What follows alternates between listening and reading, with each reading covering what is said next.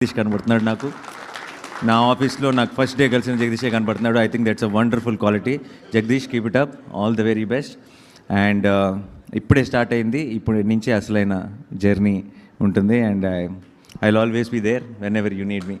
All the very best. And మా technical team అందరికీ thank you so much.